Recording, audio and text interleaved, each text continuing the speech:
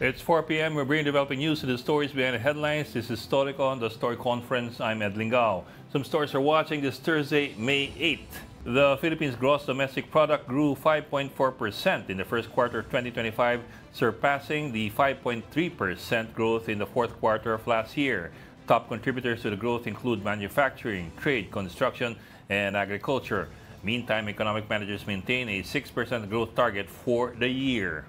The Armed Forces of the Philippines reports that the Chinese Navy and Coast Guard vessels executed, and we quote, aggressive and unsafe maneuvers against Philippine Navy ship BLP Emilio Jacinto during a patrol on May 5. Two Chinese frigates tailed and crossed the Philippine vessel's path, while a Chinese Coast Guard ship attempted to block it near Bajo de Masinloc, or Scarborough Shoal in the West Philippine Sea. The Armed Forces condemns the actions as provocative and stresses its commitment to defend Philippine sovereignty under international law. ACT-CIS Congressman Erwin Tulfo leads the final SWS 2025 Senatorial Survey with 45%. He edges out Senator Bongo, who drops to second place with 43%. 8 members of the Alianza para sa Bagong Pilipinas of the administration are also in the probable winning circle. The survey was conducted from May 2 to 6 among 1,800 registered voters. And the second round of voting has begun in the Vatican today. White smoke would mean a new pope has been elected, and black would mean none yet. After lunch, the cardinals return for another round of voting at 4:30 p.m. Philippine time, with another possible smoke signal after 5:30 p.m. Philippine time. The day concludes with evening prayers and the cardinals returning to Santa Marta at 7:30 p.m. And joining us later today is Storycon's resident political pundit, Tito Raul Llamas, who's just stuck in traffic as of now. But from the Philippine Star, of course, we have Editor-in-Chief Ami Pamintuan, who joins us live from Parañaque City. Ami, ano masasabi ko sa iyong suot ngayon? Happy Thursday! Happy Thursday! Naka-standby. Wala, black smoke, black smoke. Alam mo, kawawa yung tropa kagabi. Nag-abang sila ng alas 3 ng umaga ba? Diyan? O, yan. Madaling araw. Madaling araw. Tapos black smoke. But that was not really unexpected kasi kailan ba naman nagkaroon ng outcome kagad sa first vote? Yeah. Although 2 to 3 days lang naman daw ang average, no? That's what they expect. Well, at least for the last few conclaves, yun ang naging average. So they're expecting something like that pa rin. So if you follow that, if you follow that average, we could have results by tomorrow. Saturday. Or Saturday, yeah. Yes. Yeah, so yun. Yeah, what you can see now, I hope this is current. I think kagabi, black smoke issuing from, kagabi nga. Issuing from the funnel. Sa atin. Kagabi sa atin. I think almost 3 o'clock na to Philippine time kagabi. So that would mean around 9 p.m. thereabouts doon. Thereabouts doon sa Vatican. Wala tayong makakuhang marites, ano? Talagang naka-cloistered sila, no? Well, I understand kasi talagang naghigpit sila. I mean, was it Pope Benedict XVI who said na, or who ruled na, or declared na if the vow of secrecy is violated, then that could possibly mean excommunication. Yes. Medyo mahigpit din yun So, kung pero mukhang malakas yung tropa ng mga Italian di ba? They constitute 12% of the eligible voters. I think they're the biggest bloc among all the countries involved in the voting or in the conclave. Diba? Sila pinakamalaki. 17 voting cardinals. Well, of course. They haven't had na daw sila kasi 47 years na silang walang pope. Well, of course, the Pope is called the Bishop of Rome. Yes, kaya nga. So may taya sila doon, kumbaga, sa pangalan at sa kasaysayan. Meron silang taya doon. But of course, the Bishop of Rome is more figurative than it is literal. He is, of course, the Bishop of the world, you might say. A successor of St. Peter, the Bishop of the Church, is it the primus inter pares? Inanarod down naman yan, di ba? 89 votes, dahan-dahan hanggang may matirang 2, tapos For you to get 2/3. Tama, 89 votes. Out of 133 votes being cast, 132 within the conclave itself in the Sistine Chapel, and I think the 133rd cardinal is cloistered doon sa Santa Marta. Hindi yata siya nakakaalis doon dahil hindi siya nakaupo na matagal, I think, or nakatayo na matagal. Minimum 89 votes kaya two-third vote, parang parang impeachment. Talagang binalik sa impeachment Okay, so that's what we're watching out for. Possibly the first sign of smoke could come, but this is qualified. Could come around 4:30 Philippine time, which is just about a few minutes. Pero also, yes. What I've also been reading is that di ba, you usually have 2 rounds of voting for the morning and 2 rounds of voting for the afternoon, total of 4 for the entire day. What I read was, hindi yan parating every vote white or black smoke. Hindi siya every vote, ganon. So first vote in the morning, it's either white smoke kung may ma-elect or no smoke. Sa second vote in the morning, kumbaga conclude the morning, that's when you will have white or black. So black is only to conclude. Bakit ganon? The half day. The same for the afternoon. Sa first vote ng afternoon, it's only white smoke or no smoke. Pero at the end of the afternoon, then you could have white smoke or black smoke. It's to conclude, kumbaga, that half of the day. So it's possible that we will have either white smoke or no smoke at 4:30. Again, I say possible kasi things could also change. But that's the last word we got from the Vatican. Na the black smoke only issues at the end of the morning or at the end of the afternoon vote. Nakakatawa yung ibang istoryang nabasa mo ba yung a conclave like no other? Oh, kanino to? Nakakatawa talaga. Yung iba daw na in-appoint, meron daw isang in-appoint na cardinal representing only 25 Catholics. Where's that? From an isle in the South Sea. Tapos nung bagong dating daw, kinikwento ng isang German cardinal. Sabi niya, unang-una daw umattend diyang cardinal na yan, na bago, newcomer, sa isang subcommittee meeting. Sabi, 3 lang daw ang sinabi. Talaga, yung unang-una daw, sinabi, I don't speak English. Yung pangalawa, sinabi, I know nothing about theology. Yung pangatlo daw, I don't know why I made it to cardinal. I don't know why they made me cardinal. Ayun ang mga kwento lumalabas, published siya Saan lumabas yan, Bok? Let me look it up para for our reading pleasure. Where did this come out? New York Times. New York Times. New York Times. Cardinal siya ng isang isla na may 25 Katoliko. Kasi a conclave like no other. Sige. I will look for it during the gap. There you go. Tapos yung isa daw na mga bagong cardinal kasi pinak nga daw yan, isa sa mga criticism kay Pope Francis Talaga daw ang dami-daming in-appoint na cardinal. Yung isa daw pagdating daw diyan bagong from Asia biglang nawala.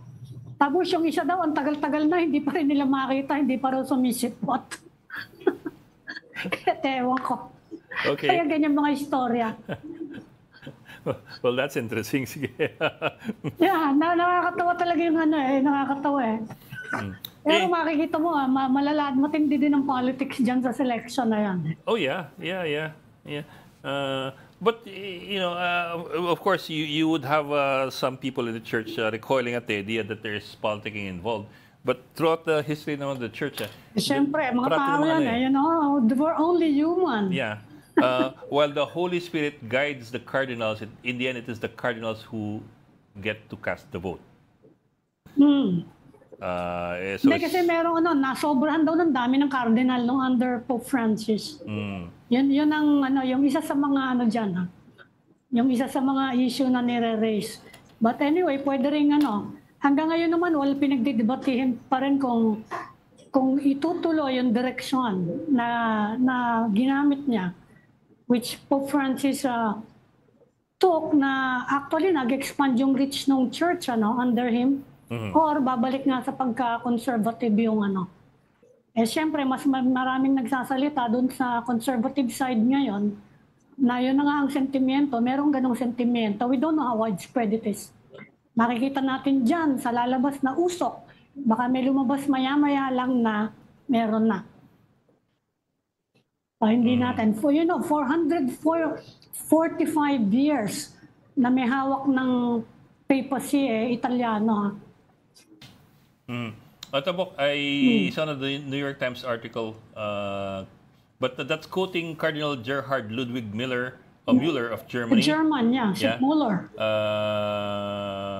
But he's a conservative who used to run the Church's Office of Doctrine before Francis fired him from the job. So medyo may kaya nga, meron ng mga politika eh. May sama rin siya ng loob, kumbaga. Pero hindi naman siguro siya magkikwento ng ganyan sa New York Times na hindi totoo. Na yun na nga, pumasok daw yung cardinal dyan. I don't speak English. So may mga ganyang may mga ganyang istorya. Pati nga kay Cardinal Tagle, may banggit dyan eh. Na pinapansin daw, pati yung pagkanta niya ng Imagine kay John Lennon. Grabe naman sila. Andyan sa article na yan. I think the controversial part of that story would be the lyrics, where the part of the lyrics that goes na imagine no religion too. So I suppose that got the goat of some people. Hindi naman binanggit dyan, hindi binanggit. Yeah, I know. But, basta yun lang na kumakanta. But I can imagine na yun naman kumakanta. Kumakanta naman talaga mga pare, may high mass nga eh. Yeah. Pero I can imagine the point of controversy there is yun nga that portion of that song ni John Lennon na Imagine No Religion Too. But if you, kasi also, I'm being figurative here, if you had a world with only one religion, then there would be no religion. Because isa lang naman yung pininiwalaan. No need, single faith eh. Oo nga naman, spoken like a seminarian, ex-seminarian, sorry Oo nga, qualify mo yan Meron pang isang binanggit dyan kay Cardinal Tagle, ito si Müller, masama loob kay Pope Francis. Umiyak pa daw yan si Cardinal Tagle nung inapoint to. Ano naman ngayon? Di ba? Nung na-promote na Cardinal. Nandiyan sa article kasi. Sige, kaya ko lang binabanggit. Nandiyan sa article. Ito, may kasama tayong destabilizer dito. Yan. Ito, si Tito Ronald Llamas now joins us this afternoon. Tito Ronald. Na-traffic. Yeah. Grabe. Dapat ayusin ni Vince Tisman. Na-traffic ba talaga, Ronald? EDSA lagi. Baka dahil doon sa mga yung mga nangkakampanya ngayon, ang dami-dami ngayon. Nag-iikot na ngayon, mag-iikot. Yeah. Final 2 days, final 3 days. Ang dami ngayon. Ikaw ba, Ronald? Nagkabang ka ba kagabi? Nakalimang interviews ako about the conclave including profiling ng mga candidates, possible popes. Dami. Tinanggihan ko na nga yung dalawa eh. Dami na eh. Profiling ni si Parolin. Si Pete Zabala. Gusto ko yung pangalan niya, si Pete Zabala. Chito Tagle, etc. So, sabi ko, ba't ako? Ba't ako yung in-interview nyo dito? So, I'm a sinner. No? Hindi ka lang political pandit, papa-pandit ka din. Yes, kasi kaibigan mo sila, Cardinal Tagle, baka may chismis ka. Hindi ganun karami yung nakabasa ng Morris West, Church of the Fisherman, the Conclave, as well as yung mga encyclicals ng simbahan, the social encyclicals, the ideology of the church, and the different factions inside, including the candidates. So, ang dami, profiling. Dami niyang paksa na yan. Yeah, profiling eh. Dahil concern yung mga tao, sino ba yung mga kandidato? Ano bang nire-represent nilang ideology? So, gano'n. So, ang dali kasi pag-usapan. Actually, Ronald, mas malinaw yung lines dyan, sa mga ideology sa church kaysa dito sa atin. Dito sa atin, wala eh. Amorphous. Meron dito. Opus Dei, Jesuits, secular. He's talking about the political ideologies. Sa politics natin. Hindi, yung pa naman nila, yung mga spiritual positioning nila is in a way an ideology. Malinaw sa kanila nga. Sa simbahan, malinaw eh. Conservative, hindi ka pareho dito sa politiko natin. Wala namang ideology yung mga kandidato rito, maliban kay Ed Lingao eh. Hindi, wala. Ano? Tapos yung processes ng conclave, rocket science yun. Hindi naman rocket science yun eh. Ibig sabihin, everybody knows about that. Ang tinatanong ng tao ay the profiles of the possible popes. No, yun yung kanilang tinatanong. At kung saan papunta ang simbahan. Sino ba itong mga to? At yan ang tanong ng mga tao ngayon. Yes, anong mangyayari kung ito napili, ganon-ganon. So, daming interviews kahapon. So, andyan si Zupi, si Sara, si Parolin. Gusto ko si Pizza Bala. Gusto ko yung pangalan lang. Tapos yung pinag-uusapan nyo kanina, yung Imagine, in a way, malapit doon yung pananaw ni Pope Francis that perhaps the different gods of different religions is the same God. That perhaps yung limited marami magalit sa'yo, yung limited framework nito mga religions na ito ay hindi ina-encapsulate the concept of an infinite God. Because how can your finite mind encapsulate infinity? If God is infinite, paano mo siya mauunawaan? Dahil meron magsasabi na yan heretical yan limited yung that's logical dahil limited yung utak mo. Lalayo ko ng konti How can you kumukulog na eh. Oo nga. How can you kumukulog eh. Hindi, very logical yun. Finite yung utak mo. How can sabay ba kayo na ganyan? How can your finite mind understand infinity? If God is infinite. It's not heretical, it's logic. Kaya may interpreter, merong shepherds. It's logic. At nakalagay nga doon sa libro ni Morris West, The Shoes of the Fisherman. Why did an infinite God chose such an imperfect institution, to bring His infinite message to the world? It's a self-criticism of the church. Yun yung kaya maganda yung kailangan mo pa dapat nasa langit na tayo lahat niya. Kaya maganda yung kanya yun. Pero all that is premised on the idea that God is infinite. Well, the concept of God is infinite. He's everywhere. God is not finite, not or necessarily, else He won't be a God. Any God, any religion. You have beliefs where gods come in different degrees. Like what? Like what religion? Hindus. Also, the Greeks have gods of different degrees. Yes, but the present kind of gods is not like that. The Greeks are out. The Romans are out. The present, the present concept of God is infinite. Even the Egyptians believe in an infinite God. But your presumption there is that these religions which are supposedly obsolete are obsolete for infinity. What if they have a resurgence? Then they're not necessarily obsolete ad infinitum. Well, nothing is final, but the religion is already dead, no? Delikado to. Papunta ka na sa election dito sa Pilipinas. Teka po. Sorry, Ami. Mag-gap na muna tayo because mukhang may nangyayari sa Vatican eh. So we'll go into a quick break while they figure out what's happening there and we'll be right back. Yes, because it's possible to have a pope. And we're having live shots from the Vatican. I'm sorry, Ami and Roald. I thought that there was something developing a while ago. Nag-standby lang yung mga production people because there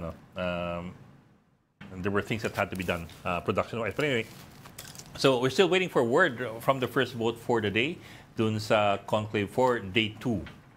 And we as of yet have no word dun sa results. Again, like we were saying kanina, dun sa first vote for the morning, it's either white smoke or no smoke. The second vote for the morning, which will be much later, yun ang white smoke or black smoke. So anyway, we're talking kanina just a while ago. We're talking about yung front runners, if that's the right word, dun sa mga popes. Tito Ronald, baka you can give us at least in broad strokes, sino yung tinayan mo? Si Parolini. Well, of course, si Tagle ang gusto natin. Pero kung i-observe mo yung betting, Talagang may betting siya. daming pustahan yan eh. No? Ang daming pustahan yan. In the millions of dollars. No? Hindi yan petty cash. No? Millions, hundreds of millions of dollars kung sino magiging pope. Ang number one sa bet is si Parolin. A compromise vote between the conservatives and the progressives. Dahil... somebody who could bridge the gap. Yes, or at least the parent gap. Who can prevent a schism in the church. No? Dahil maraming ayaw kay Pope Francis, kaya ayaw nila sa isang Asian Francis. No? At the same time, yung mga progressives, ayaw naman na bumalik ka doon sa conservatism of the Italian church or the European church. No? Lalo na ngayon na majority ng cardinals are non-Europeans. So, will it be a polarized voting or will it be a compromise voting? So, yun yung... si Parolin, compromise yun. Yes. Acceptable siya both sides. Yes. At baka uphill Plus, the Italians, of course. Baka uphill yung conservatives, no? Pero at least do sa betting, nagbe-bet sila. Talaga may reference ka sa betting. Sa Parolin. Dahil that's where you put your money where your mouth is. Yung iba kasi katulad namin ni Ed Lingao, kami educated guest lang. Between learned guests. Yeah, based learned on guests. limited information and limited knowledge. Yan na nga. Pare-pareho lang. Saka malaki nga yung di ba nabanggit ko na nga, Italian vote is 12%. Yeah. Of the minimum requirement. Malaki talaga sila. Yeah, but not enough to on their own win the papacy. Not enough. Yeah. Ronald, Ami, let's bring in our first guest for today to give us his best guess. just joking, Father. Bring in Father Joel Camaya, a professor at the Don Bosco School of Theology. Sir, Father, thank you for joining us and welcome to the Story Conference. Thank you, Father. Yan si Father. Learned talaga yan kumpara sa amin ni Good afternoon, ni Ed. Father. Ay, good morning pala. Good morning. Nadidinig po ako? Yes, Father. Yes, Father. Okay po. Yeah, kailangan namin yung contribution siya dahil kami ni Ed nagpapanggap lang eh.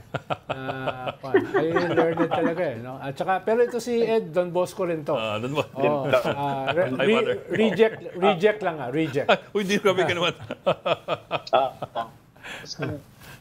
Father, well, let me start off with something quite basic. Nag-preach ba si Father? Father, is still there? He's there. Okay. Well, Father, there's been a lot of talk as to ano yung part ng Holy Spirit pagdating sa selection ng next pope. Kasi we, of course, over the past 20 centuries, we've seen very good popes, but we've also seen quite a few not very good popes. So, Sino yun? Well, Si Ed po yun, si Ed. Alexander VI, you have quite a number din eh. Akala ko yung Borgia. Yeah, that's Alex VI ata eh. You've had quite a few who are acknowledged even by the church to not have been very, very good popes. So, may ganun pong tanong ng ibang tao na parang, what part does the Holy Spirit play in for example, in the selection of the heir to Saint Peter? Yeah. So first of all po, when a pope is chosen, he is somebody who's human. So ano po, tao lahat yung mga Santo Papa, no? And that's a very good question kasi pag nagiging pope yung isa, no, he retains everything, no, yung kanyang the positive characteristics that he has, also pati yung mga quirks, etc. Pero the thing is, if he is elected, hindi natin ma-discount na it's God's will that the Holy Spirit had a hand on that. Now, yung question kapag bakit yung quote unquote, no, what you have been mentioning, yung why have there been bad popes? It depends, no. Ano yung what makes up being a bad pope? Is it the decisions? Is it the manner of governance? Pero in the end, what do we see? Ano pa rin, no? The church will run its course. Of course, parang sa bawat isa sa atin, when in everything we do, we are always given freedom by it's a gift from the Lord. And even with the Pope being chosen, pati siya, he retains that freedom. Pero yung ay, nawala tayo si Father.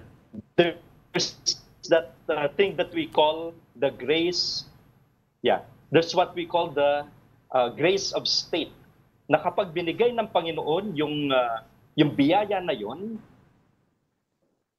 standing, no? Kung minsan yung mga govern, in the end, it's always the will of God that would prevail. At hindi niya hahayaan na yung kanya simbahan na tinatag ay basta na lang mahuhulog just because of a person. Pero di ba, Father, meron ding panahon? Yung ating inisip ngayon ay what we pray for is that the Lord will give us somebody, a shepherd, who will guide us through the needs that we have. Ano ba yung kailangan ng church ngayon? Kaya ang matindi rito ay discernment. That's why I think at this point we have already progressed as humanity. Pati yung choice na yon, it's not really something na kapag may pinili, ay ano yan, malaking mistake yan. Kasi people are also guided, no, in discerning, in voting. Yeah, opo. Pero di ba, Father, meron ding panahon na yung Pope ay hindi magkakamali. Di ba? May ganung infallibility. Infallibility of the Pope. Infallible. Yeah. May ganung panahon eh. Buti wala na yun ngayon. No? Okay. Yeah. Yes. So what we're speaking of, yung infallibility, hindi ibig sabihin hindi pwedeng magkamali. Yung infallibility na yan, it only embraces yung mga teachings ng church. When the Pope proclaims something ex cathedra, yung yun, hindi basta-basta. Yeah. Father, I think we're having some signal problems. Nagbe-break up po how kayo, are you hearing Father? us, Father? Are you hearing us okay? Okay. Napuputol. Yes, Father. Opo. Paputol-putol po. John, maybe we can reconnect with Father kasi sayang naman our conversation with Father napuputol-putol eh. Father, we'll give you a call again just to get a better signal. Ayun. I think what Father was saying was basically in the end popes are also human. Yes. And they also have free will. Yes, but at the same time there was a time when their encyclicals ba yan? No? Yung infallibility, Ronald, hindi pa naman nalilift yan, di ba? Oh, Bok, I think when you say... They are still infallible. They're not infallible, Bok, but they can make declarations that the church will... I mean, in the teachings of the church, hindi ba? Kapag Pope, nandun pa rin yan, hindi pa rin nalilift eh. In other words... When it comes to teachings of the church. Yeah, but what I'm saying is that not everything that the Pope says is infallible. So only what specific, only specific. There are only specific declarations which the church will declare as infallible. Yes. So what is infallible from a fallible human being? Well, that's also a question. Hi, Father, are you back, Father? Yeah, I'm back. Okay, I think that's better. Bye na lang, voice lang. I think that's better. Hey, Father, we're having this discussion kanina about infallibility. Sir, Father, tell me if I'm right. Hindi naman sinasabi na the Pope is infallible in all his doings and teachings. Wala. It's just that The church. It's just that there are certain declarations or doctrines which the church and the Pope will declare as infallible. Not all, pero may mga specific lamang yan. Tama ho ba? Opo, tama po yan.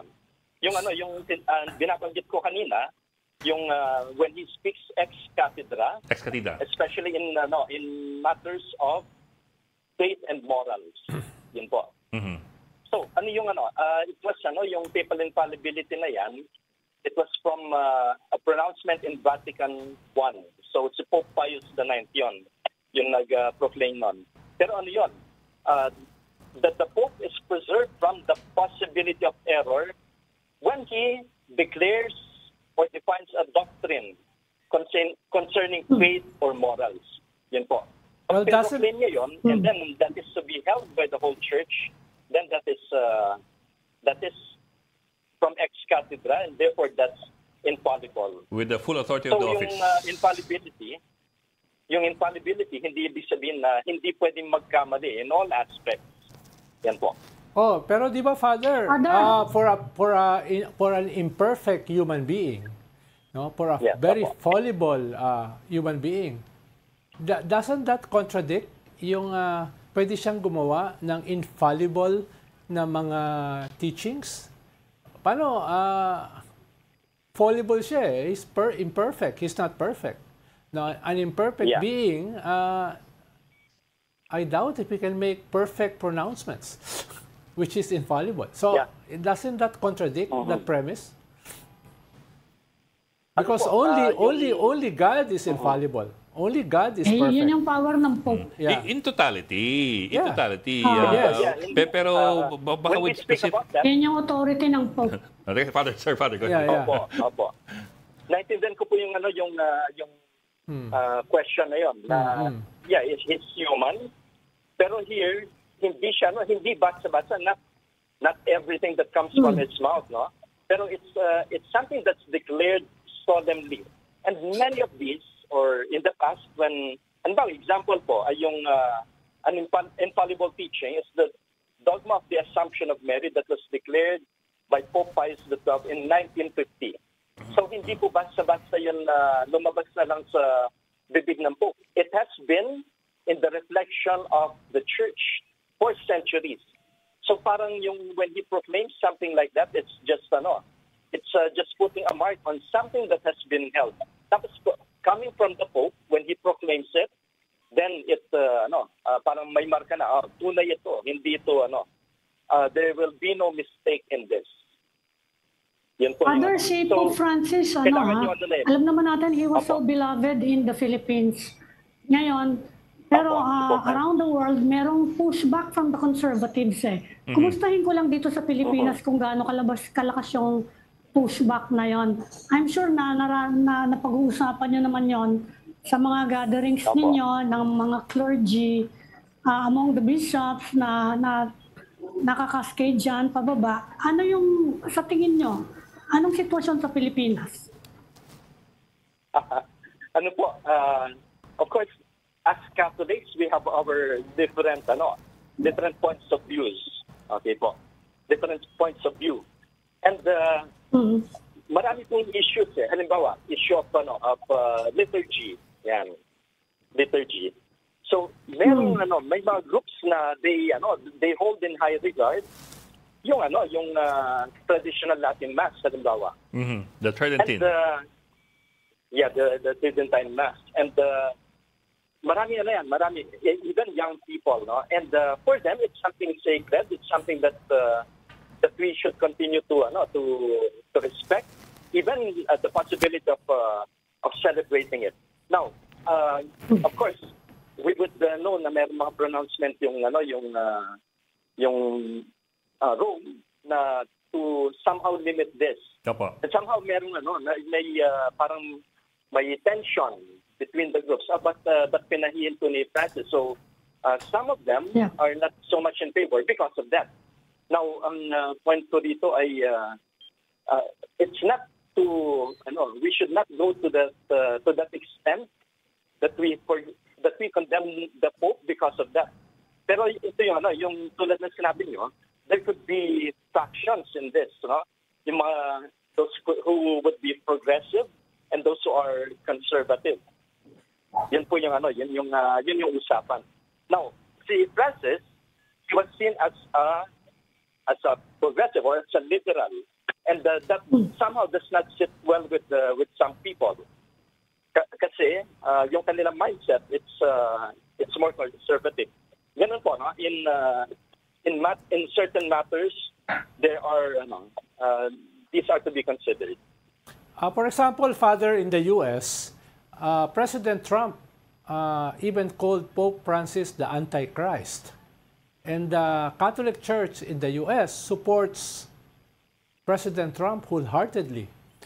Isn't there a problem on that support when this one president they're supporting calls the Pope the Antichrist?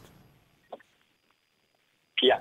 ang ano po, the problem that I see there is parang it's an extreme way of dealing with the problem. Of course, yun yung ayaw natin, to be absolutist in the things that we pronounce. Halimbawa, hindi lang natin magustuhan yung certain opinions, certain pronouncements, and then we immediately go to that extreme of condemning the Pope, of calling him Antichrist. So it would also depend on what kind of pronouncements do they make. Yeah, I think, Father, Father, let me just recall. I think there was also a controversy between the Pope and the American Catholic Church with regard to, for example, giving communion to divorcees. Divorcees, gays and lesbians. Yeah. No? Was that a perceived? Was that only a perceived division, or is there really a difference in opinion there? Ano po, ano natin dito ay the church has always been clear on her doctrine, di po ba? Ang ano natin, pag magtatanong, can I receive communion? Ang ano lang natin yung pwede natin sabihin ay when one is conscious of grave sin, then he abstains from communion. Yun po yung ano natin. Now, yung danger ay kapag when we make pronouncements that somehow become ambiguous also. Halimbawa, ay hindi ka bibigyan dahil ganito, okay? And halimbawa, kung ikaw yung pare na then you have to decide. Ako, for example, personally, when people come for communion, I do not refuse them. Yeah. Ngayon, yung Santo Papa, we know where he's coming from kasi he would see communion as something of something that heals. Now, titingnan naman natin from the other side. Hindi niya dapat bigyan because that person is living in sin. So, living in sin. It could be a mistaken, let's say, on the part of those who see it na, ba't niya binigyan ng communion? It could be a mistaken perception.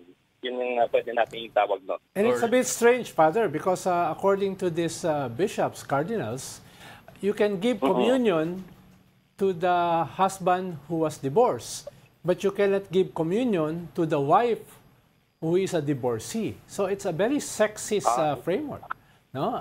Yun po hindi ako aware. If that is made, hindi po, hindi tama yung ganung pronouncement po. I think two of the possible Father, popes halimbawa, have that idea. Dito sa Pilipinas, yung blessing of same-sex couples, ano yung stand? Meron bang specific stand yung Philippine Church dyan? Yan, malinaw yan. It's just a blessing, hindi naman yung marriage, but a blessing na sinabi nga ni Pope Francis pabor siya. You can bless same-sex couples. Meron bang pushback from Philippine clergy? Catholic clergy? I-clarify po natin yung pronouncement niya. It's not a blessing of the union. Okay. It's a blessing of persons. Blessing lang, yung blessing. Example, not the union. Persons come to you Yes, it's for not a blessing. union. It's a blessing. Yeah. You bless the person, but not the union. Kaya pati yung even for example, the visible way of doing it, you will not bless them together sa couple, etc. You bless each of the persons. Ganun po, or a group of persons. So, yun po yan. Yun yung, I think that's the point of Pope Francis doon. Okay. Nagkaroon ba ng debate dito sa Pilipinas about it? I mean, within the church in the Philippines, nagkaroon ba ng siguro a spirited debate among the Philippine Catholic clergy? I'm not aware of any debate doon. That's the official position of the Philippine Church. No blessing for same-sex marriage. Of the union at least, of the union. Yeah. Father, kami naman ako.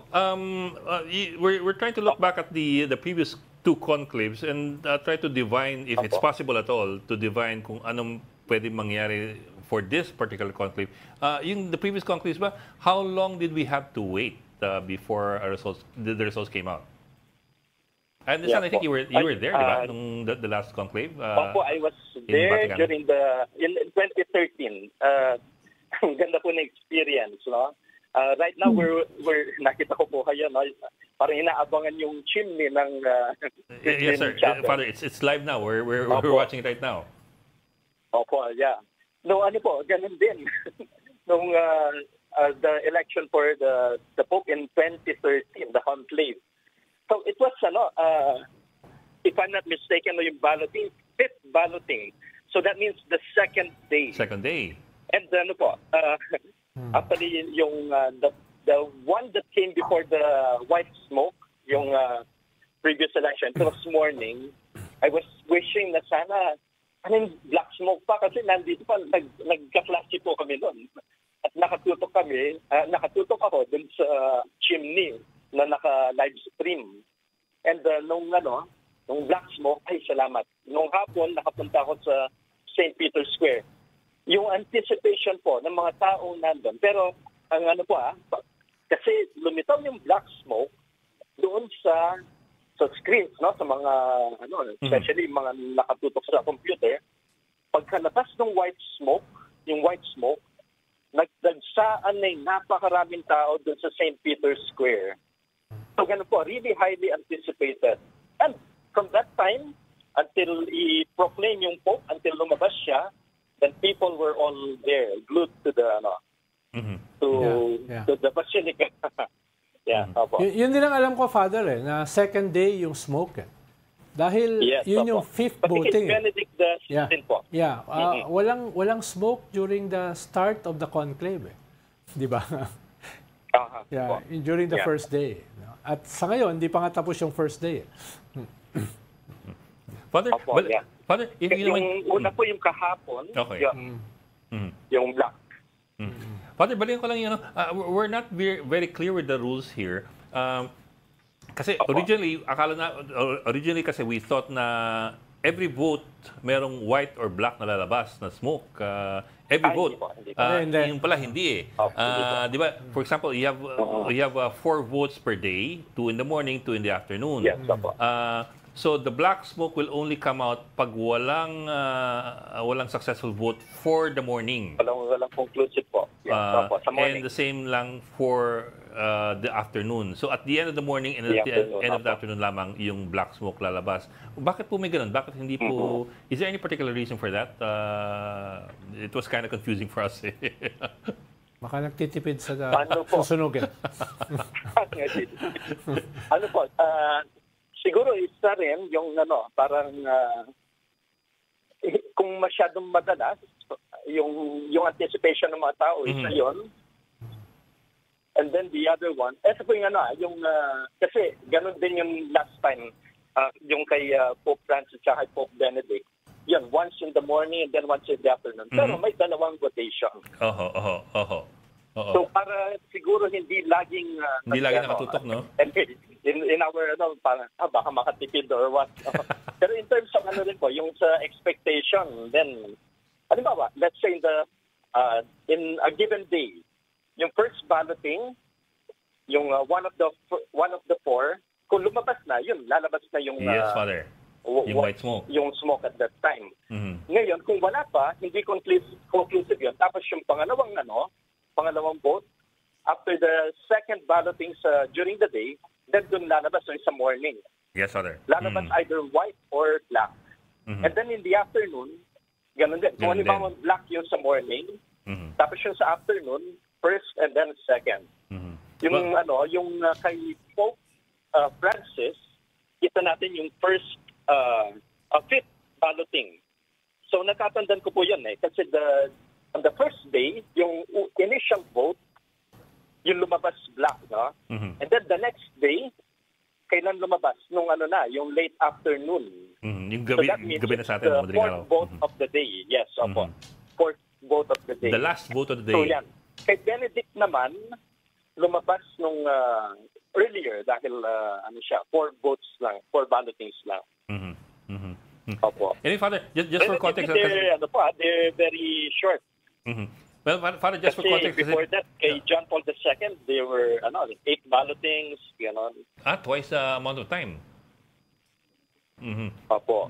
Any follow, kasi we're watching images now from the Vatican live, and it's now almost 5 o'clock, well, 4:50. So by this time siguro tapos na yung possibly tapos na yung voting, the first voting for the morning sa and we haven't seen any indications yet of smoke. So if at all, mukhang inconclusive yung first vote. Opo, tama po. Okay. Well, Father, how long does the vote usually take? We're looking at 133 cardinals. Is that kasi if they started voting at 10:30 this morning, which is 4:30 our time, would that be done by 15 minutes or that's? I think it would take some time kasi each vote po when they make it, it's solemn. Okay. Prayer. Yeah. And then they cast the vote. And they also make an oath, eh? Yeah po, opo. And then there's also the count, and then they count the vote. And then there's auditing. There's auditing by a second group of cardinals. Opo, yes. Okay. Okay. So baka it's still a little bit too early. Yeah, kung po. Although let's be prepared for anything. Okay. So let's not rule out the first vote for the day kasi baka maaga pa nga naman. Kung 10:30 sila bumoto, which is 4:30 our time, it's been only 20 minutes. Opo. Yeah. Opo. Okay. Ami, Ronald. Okay. Yeah, Okay na. Yeah. Okay. Nakabang tayo lahat dyan sa chimney. Okay. May tatanong pa ako pero kulang tayo sa oras. Overtime na. Father Joel Kamay, maraming salamat po for joining us this afternoon. Thank you po. Thank you, Father. Salamat po. Thank you po. God bless you po. Thank you po. Tapos engaging pa in theology and philosophy. Dahil tatanong ko sana yung concept of hell, infinite punishment. Okay na po. Ano ka ba? How can a finite man commit an infinite sin? We're just covering the conclave. We're not covering punished. We're not covering the creation of the universe. Hindi, mahalaga kasi Ano naman yan, mga unexplainable yan. Religion is a matter of faith. Hindi, pero yung faith na yan is being contested in the conclave. Iba-iba yung position dyan sa faith na yan. Mga konsepto yan na hindi mo naman mapatunayan. Kaya yung nire-raise natin ay yung pinagdedebatihan sa conclave at kung sino mapipiling pope. Wait. You mean among the cardinals there is disagreement as to the concept of hell? That's why the concept of schism is there. Schism is a breakup. Yeah, but and usually breakup happens because of articles of faith. No? But you're talking about these specific topics here? Yeah, because there's a threat of schism. And schism is basically articles of faith. It's not about whether you don't like the person or the cardinal. Articles of faith, for example, for example, whether, it's about dogma, like are gays and lesbians Catholics? No, are divorcees Catholics? No, and should they be allowed will you permit same-sex marriage, which is permitted in Italy, where the Vatican is located? No, those things. No, or divorce. Yeah. These are... Divorce. Tayo na lang walang divorce. In the whole world. Tayo lang tsaka Vatican. Philippines na lang wala. In the whole world. Tayo lang tsaka Vatican. At saka Vatican, sino naman mag-aasawa ron? Hindi ko naman, meron namang there are non-clergymen in the Vatican. Ikaw talaga, it is a... hindi sila ko ba? It still is a state, you know. They're not all Italiano yan. Kaya the voting for the next pope involves articles of faith. Kaya nga. Sige, anyway. Anyway, kanina we began na kanina talking about yung the possible candidates. Ami, you wanna pursue this? Yung mga frontrunners. Tito Ronald, maybe you can run us through yung the frontrunner. You began with the Parolin. Si Parolin. The Secretary of State. Yeah. Also Pope Francis appointee. Seen as a liberal-leaning and a prudent moderate. Yes. So, he's 70 years old. Kaya tama-tama yung edad niya. Yeah, and kasi yung iba nababataan na kaya Cardinal Tagle. Yeah, and that is... Ayaw na daw nila ng sobrang tagal na maging pope na Pero, yung susunod. pero 2 years younger Meron lang. daw ganong sentimiento, we don't know. Pero Mga 2 years- report, haka-haka lang naman yan. Pero Ami, 2 years younger lang si Chito kay Parolin. 67 siya. Oo. 67. Yeah, 68 Yung na. isa pang Italiano, batang-bata, 60, so medyo malabo yun. Yeah. Si Pizzaballa, yung gusto ko yung name dahil lang sa pizza. Yeah. Pier Battista 60 years old Pizzaballa na, of sobrang Italy. bata, oh. So, yung sinasabi ay si Parolin yung compromise between the progressives and the conservatives. Yes, oo, yun. Oo, yun yung He can bridge that, yung sinasabi mo, para hindi nga magka-break up yung Yeah. yung simbahan. Pero And they will need someone na pwedeng sa dalawang side. Pero at the same time, Tagle is the growth center of the church, Asia. This is where, because in most places, in Africa din, ganun din eh. Yeah. Pero Africa is Malaki din ang growth ng Africa. yes, but it's only 500 million people. Asia is 2.5 billion people. No? Because of course you have China here Hindi, with 1.4 billion pero already. yung Katoliko ang And then binibilang you have mo dun. India pa. Yes. Oo. You have Like two of if- the biggest, two countries with the biggest populations. Yeah, like if the church, if the Communist Party of China legalizes Catholicism, that will be a growth corridor. Na hindi mangyayari habang nandyan si Xi Jinping. Hindi, advance yung negotiations nila. Si Tagle yung isa sa nag-negotiate. Ang huli na lang na hindrance ay gusto ng Communist Party of China na May say sila sa final appointment ng bishops. So May say sila. ang debate ngayon, anong In fact, na-criticize sila Yeah. dahil dyan Bakit daw sila pumayag? Hindi, wala pang payag. Pinagdedebatihan pa yan. Merong ganong criticism na bakit Hindi sila bakit wala, open sila Yeah. ganon. Hindi pa sila pumapayag, no? Kanyan, pinagdedebatihan pa. Yeah, kaya siya yung nakaharang doon sa legalization ng church. Yung may final say yung Communist Party kung sino magiging mga obispo. No? Teka, you guys kasi are talking about... hindi ang papayag na wala silang say. you guys are talking about China and the Catholic Church. Kontrolado nila yung religion Just a reminder, a lot of people don't know what we're talking about here with regard to China and the Catholic Church. Like for example, yung relationship ng Beijing with the Chinese bishops and the church in the Vatican. They don't know na may autonomy Yes. ang Catholic Church sa China. Yes, yeah. And in fact, Beijing appoints, tell me if I'm right, this is what I Yes. remember from before. Beijing appoints the bishops. Compromise in the na nga Catholic yan sa Church. kanila dahil normally ayaw nga niya mga komunista ng In China. Religion is the opium of the people, di ba? Yun ang teaching originally ng mga original na communist. So medyo unusual yung sitwasyon sa Yes. Chinese Catholic Church. And I think that's also the point of debate within the Universal Catholic Church as to whether or not Vatican should recognize that authority of Beijing to appoint Chinese Yes. bishops. Kasi di ba, yun namang hardliner dyan, sinasabi, pag pinagbigyan yun sa isang bansa, kailangan sa susunod lahat. kung merong ganyang sitwasyon elsewhere, bibigyan nyo rin, di ba? Oh.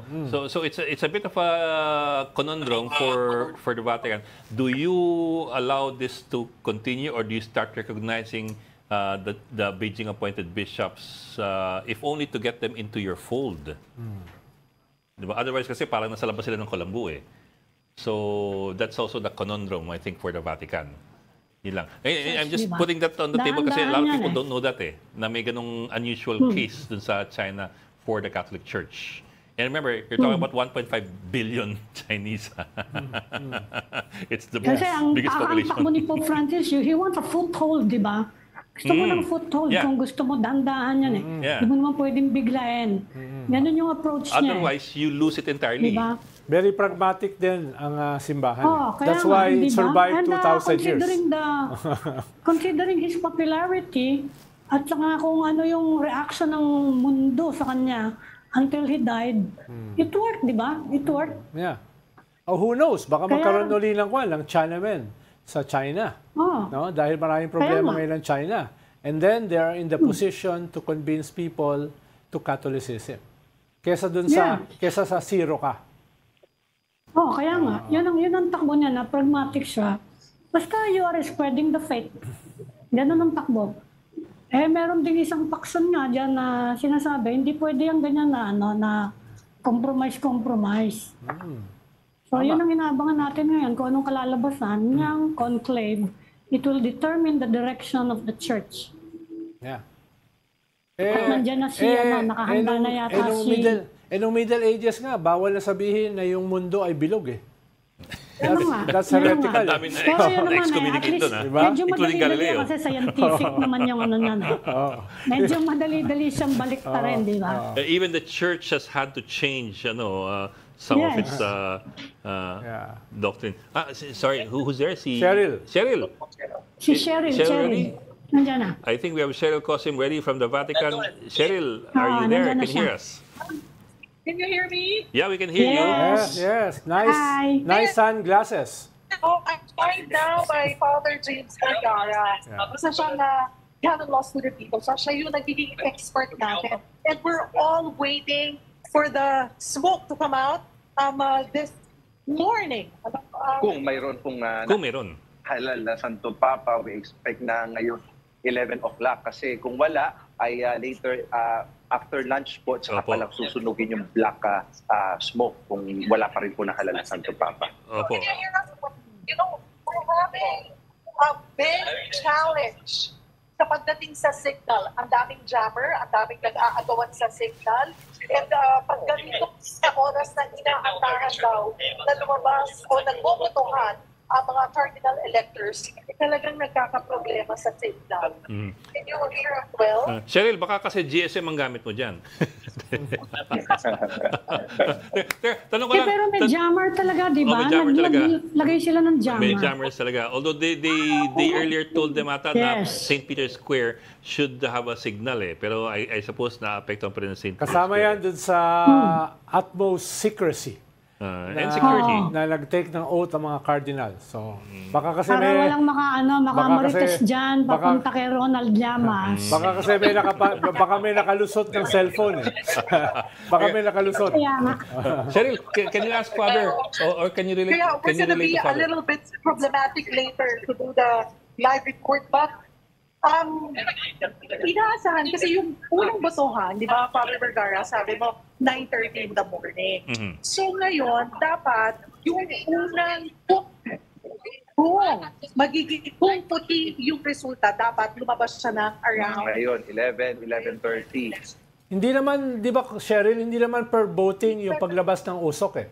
It's morning and afternoon. So practically 2 votings. Yes na po. Wala. I think we lost Nawawala. them. Yeah, I think we're losing them. Nagbe-break up Okay, siya. Cheryl, sorry pero Actually, pwede silang lumayo eh. Pwede silang lumayo sa St. Peter. Yeah, Cheryl, Kasi can you try now? nakatutok yung camera dun sa ano eh. Can you try now or ano? I see them moving already eh. So mukhang nag-improve yung signal. Habang nandun sila sa area, may hirapan sila. Well, Cheryl, we'll bring you in once you get a better signal kasi ano eh.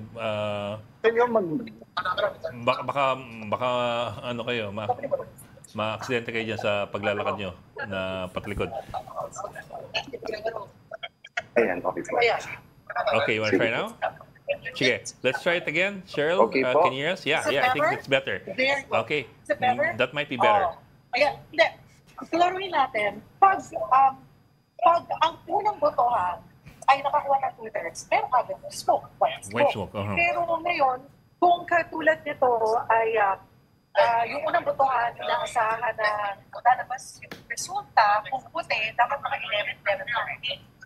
Ngayon, kung oras ba 11 na, pag walang lumabas ng usok, ma-assume natin, masasabi natin na walang nanalo sa unang nangyaring botohan. Yes, the first Kaya vote. walang usok na lumabas. So, hihintayin na natin yung susunod na oras. Around 12:30 to 1 o'clock po. That should be around 1 o'clock plus 6 hours, 7 o'clock sa Pilipinas. Father, tanong lang. Ang paglabas ba ng usok ay every voting? Halimbawa, yung 4 na voting per day, 4 na beses lalabas yung usok? O twice a day lang? Hindi po, sir.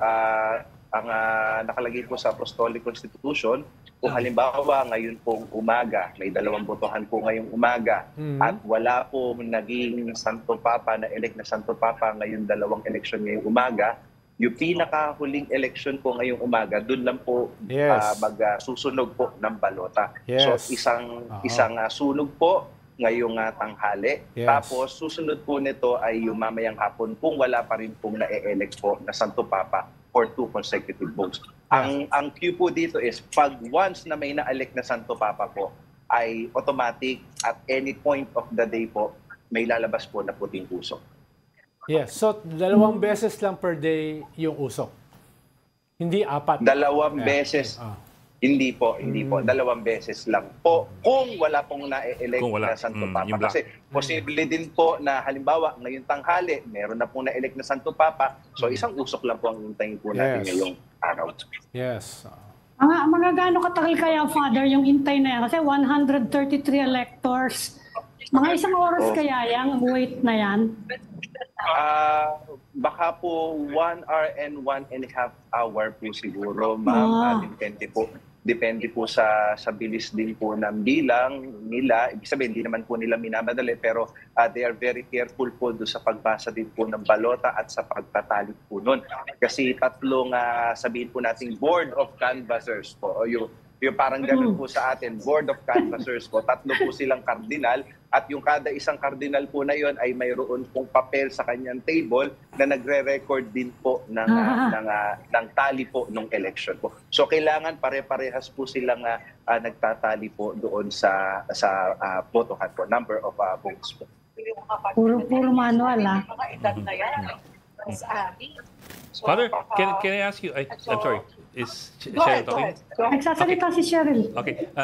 Can I ask a question? In particular, something with regard to China. I think China has been one of the discussions, or one of the issues that has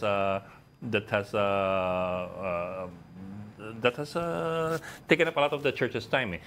Whether or not the Vatican should recognize Chinese bishops or bishops appointed by China. And to begin with, Father, are there Chinese cardinals in the College of Cardinals, or wala po kasama?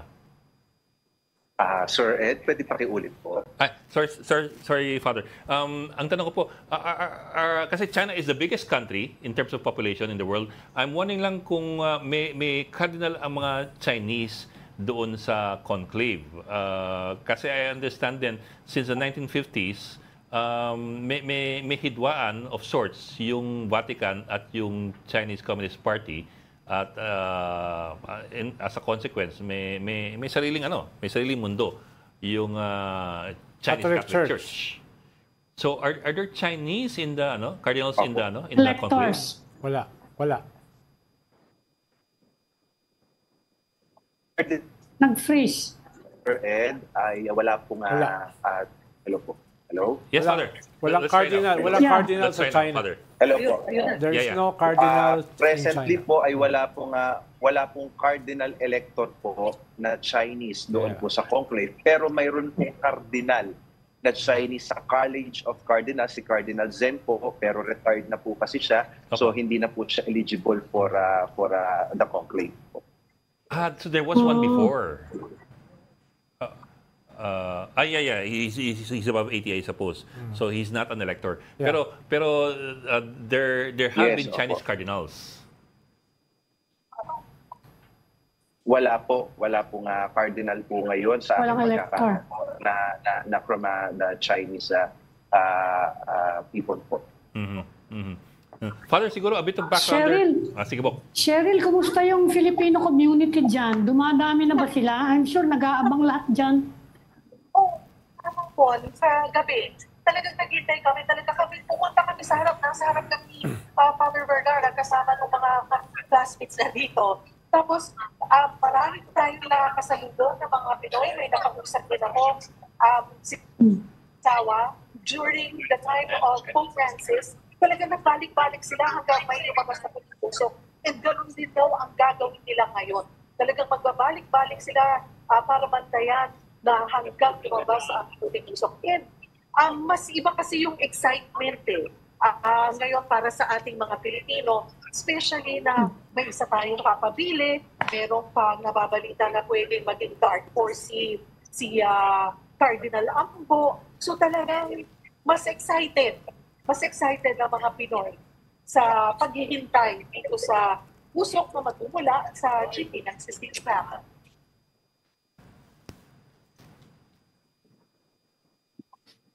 Paano naputol? Nawala. Andiyan pa. Hindi. Okay. Nandyan sila. Okay. Okay. Teka. Father, normally, di ba, mga average in the past, mga second day pa siya, di ba?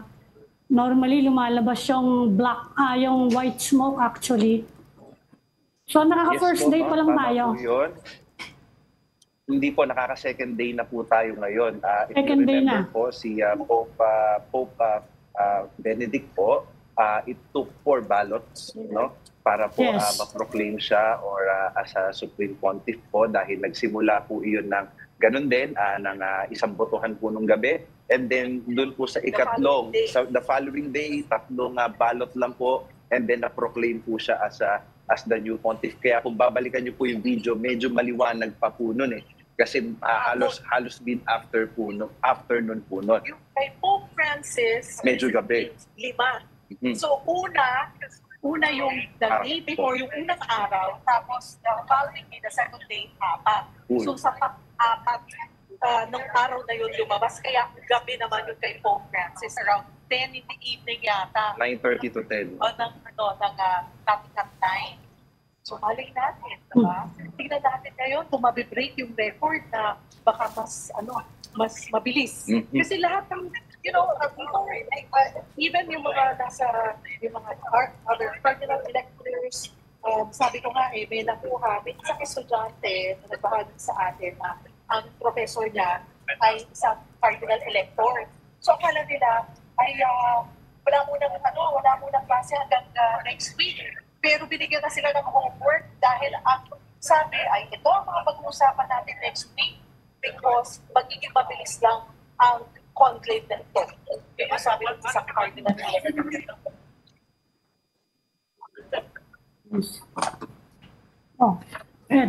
Okay, sige. Cheryl, we'll let you go muna kasi medyo the signal's not very good eh. Choppy. Oo. Baka pinapahirapan lang namin kayo. Let's try again later. Baka mamaya the signal will be better. O baka for prime time later, you could look for a spot that's got stronger signal. Kasi mahirapan ka mamaya. I'm sure that mahirapan ka mamaya. Kailangan namin talagang umalis dito. Yeah. Okay. Maraming salamat. Thank you. Cheryl Cosim, thank you for joining us this afternoon. Thank you. Dami kasing cellphone dyan. Oo, nagkagawa ng broadband yan dami cellphone ng bandwidth eh. Try po natin pumasok doon ni Cheryl. Pero remember, yung panahon naman ni Kev Francis, ganyan na rin ka ubiquitous ang mga di ba? Ang mga cellphone. Ganun na rin kadami, di ba? Hindi, mas marami ngayon. Pinalit siya? Mas marami ngayon. Mas marami ngayon. 2013 pa yun eh. 2013 hindi pa. Hindi ba marami na rin cellphone nun? Oo, pero mas marami. Ngayon, dati wala pang TikTok. Apple 1 na yun eh. Apple 1 na yun. Anong Apple na yun? Hindi, nandun ako last December, very clear. Walang hindrance. Kahit nung sa loob ka ng St. Peter's Basilica. Yeah, pero kasi may jammers. So, panahon na yun. Ang usapin ngayon is jamming. No? Yun yung problema nila, Cheryl, ngayon, the jamming. Pero yung without the jamming, very strong ang signal dyan. Even inside. Nag-jamming sila sa loob, tapos sa labas, nag-aagawan pa ng signal, ng bandwidth. Pero yun na nga, natatanda niyo ba noong 2013, ganyan din? Parang hindi, ano? Hindi siguro po. Tsaka, you also have a lot more use of social media now eh. Kasi remember, now you have TikTok, you have Instagram. These were not popular or even in existence in 2013. In 2013. Facebook pa lang nun eh. Oo. Ngayon, may sumasayaw-sayaw dyan sa St. Peter's Square. Nagti-TikTok. Baka may umiikot-ikot pa dyan pareho na umiikot sa Comelec. may IMSI catcher. Kung ano-ano makukuha nun. Talagang kailangan mo ng jammer dyan. Maganda yung the way Ronald put it kanina was a better way of putting it eh. Yung when to expect the smoke. You will only see black smoke twice a day. one at the end of the morning votes, and one at the end of the night votes or the afternoon votes. Which is a total of 4 votes. So you'll only see the black yun, smoke. mamaya. You'll only see the black smoke at the end of the morning or at the end of the afternoon. The white smoke can come at any time after the 4 votes. Yes. That's a better way of putting it. Wala diyang yellow o pink smoke. Hindi, may nag-pink smoke doon kahapon eh. Yung mga aktivista for female priests. So, hindi seryoso ko. Pero hindi dyan sa chimney na yan. So, St. Peter's. Well, of course, right now kasi St. Peter's Square is a stage for the world, you know. Yes. So you have baka magugulat ako kung may lalabas na green smoke. Ano green smoke? Ano naman yung green? Ano yung green smoke? Ano yung green? Ano yan eh? Duterte green smoke. Akala Green Lantern. Hindi naman green jokes ko naman. Iniisip mo Hindi ko green naisip jokes. Yun, ha? Hindi ko naisip yun. Ano magiging Duterte smoke? Agnostic nga yun. Hindi, si Sarah, green ang kulay eh. Tsaka katoliko daw siya. Siguro, hindi naman magkalapit yung magamang yun until ngayon na lang nakulong yung tatay eh. Ngayon nga, magkaiba sila na endorsement eh. Nagsisimula na naman yung kanilang family feud eh. Yes. At hindi ba, didn't you notice no sinabi ni Hanilet, yung kay Amy, dinismiss niya, paekek lang yan. Afterwards, bigla-bigla in-endorse ni Sarah si Amy. Oo, di ba? Di ba? Parang di ba that's a message, di ba? It shows us a lot about the dynamics. Kinikis-kis sa mga muka ng isa't isa. Yes. Kiskisan sa mukha eh. No? Yan na. Teka, while we're waiting for the smoke, if it is coming at all in the next few minutes, naglabas ng SWS ng survey results kanina. Let's talk a bit about that. Kasi pumasok si Amy. Meron ding isang survey pa. Ano yun? Yung Lilo survey. Teka, mamaya na yan. Hindi public yun. It has only one audience. Sino audience nun? Taipan. Okay. Isa lang ang audience nun. It's never made public. So are you allowed to talk about that? Hindi ka naman kasama sa audience. Tawagan ko. Teka, muna magulo dyan. Pero kanyan, accurate din Pero medyo magkaiba yung yung SWS saka Okta. Yeah, pero this one is... Medyo iba sila. I think this one is a bit more recent eh. Tama ba? Is this more recent? Hindi, magkasunod lang sila. Magkasunod? Magkadikit yan. Magkadikit. Okay. Magkasunod sila. Yan yung last nila eh. Itong SWS survey, 1, 2, 3, 4, 5, 6, 7, 8, 9, 10, 11, 12. Sa SWS survey, si Amy Marcos is number 12.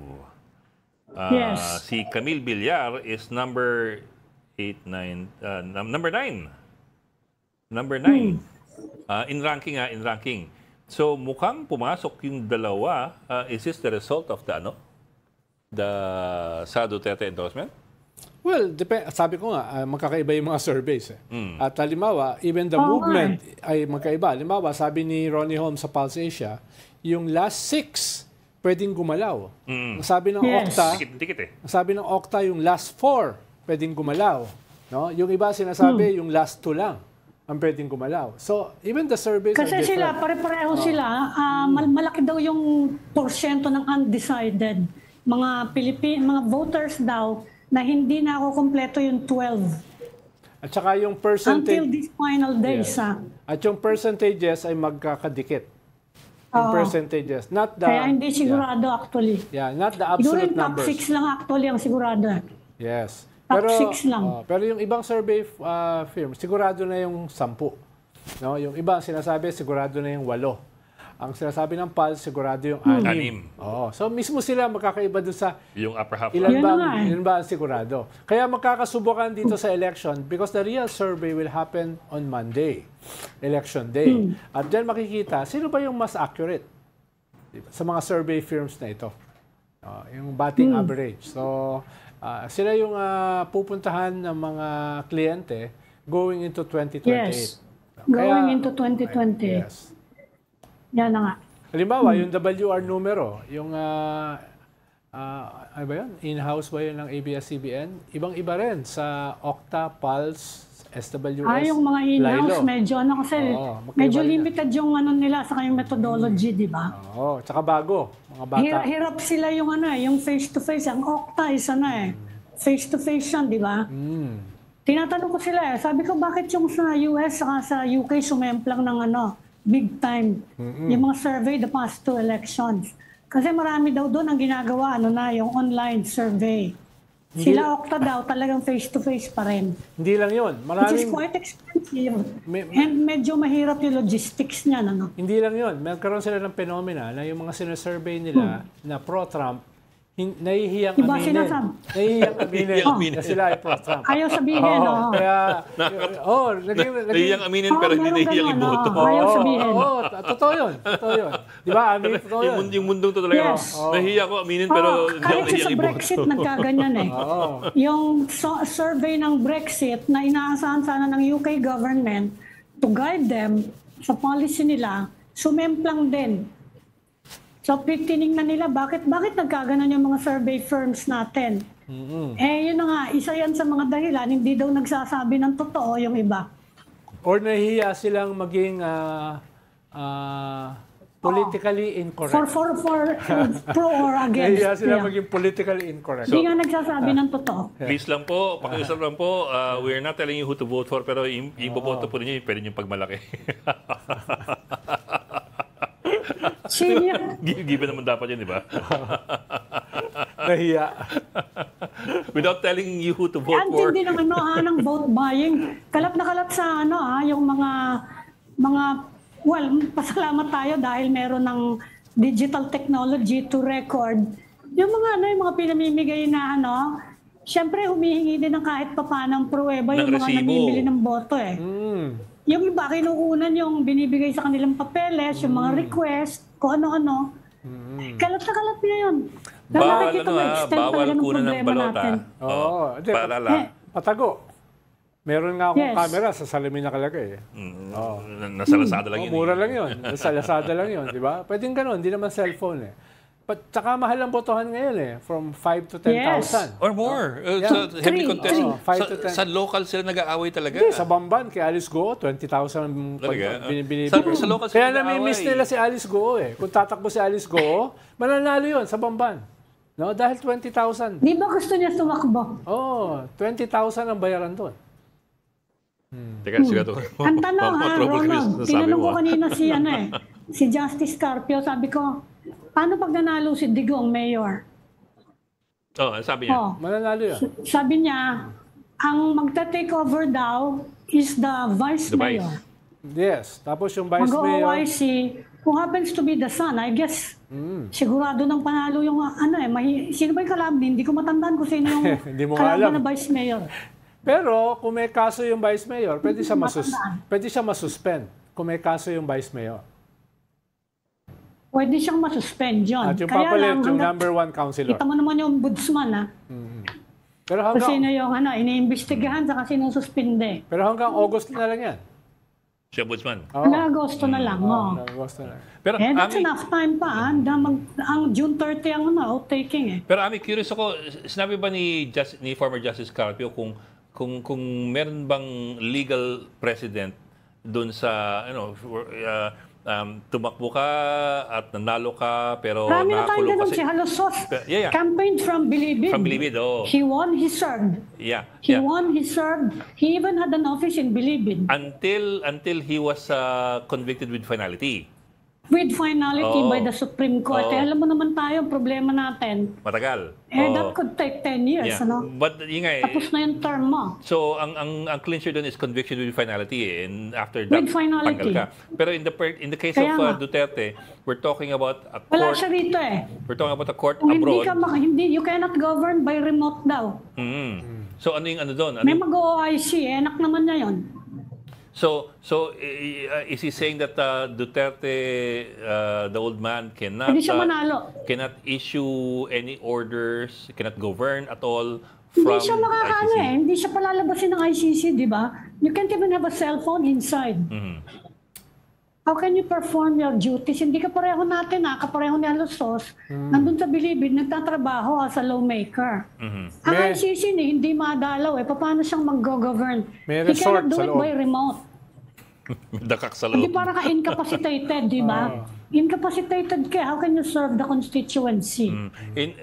Actually, may tanong pa dyan if he does win as mayor, can he take his oath? Kasi you have to take your oath and Yun na nga. Yun ang kailangan doon pala tanongin pa yun problema sa ICC kasi ngayon lang nangyari sa atin to Pero wala sinabi ng COMELEC, di ba, hanggat walang final conviction, pwedeng Yeah. Kaya so lang those are your paano questions. pag hindi nakapag-oath, pwede bang yung abogado mo lang?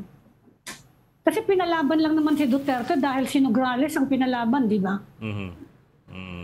Nagbanggaan yung dalawang pamilya, kung sino yung pinakamalakas, nagintayan sila.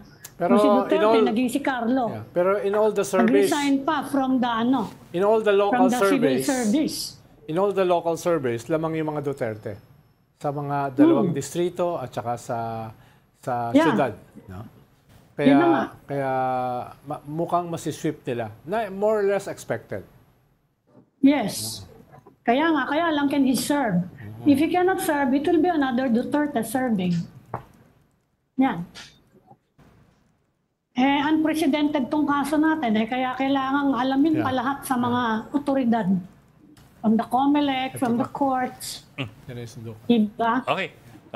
Bok, si Tito Roalde, mukhang sinusundo na ng mga kardinal. Ano yan European Union Day. Teka, wag mo isama yung EU Day. mga microphone. Pwede ka naman palate dyan. Huwag ka muna dyan. Sige. EU Day yun At this point, we have to let go muna of, even Ami, magkasarapan ng dyaryo. Yes. Iiwan ninyo kay Talento. Kaya mo yan. Okay. Maraming salamat. I'm Pamintuan, editor-in-chief Upuin ng mo na si Philippine Star. Joby uli dyan. Si Joby na uli. Take over na. We just need to take a breather. We'll continue special coverage. Special coverage of the Papal Conclave after the break. Stay tuned.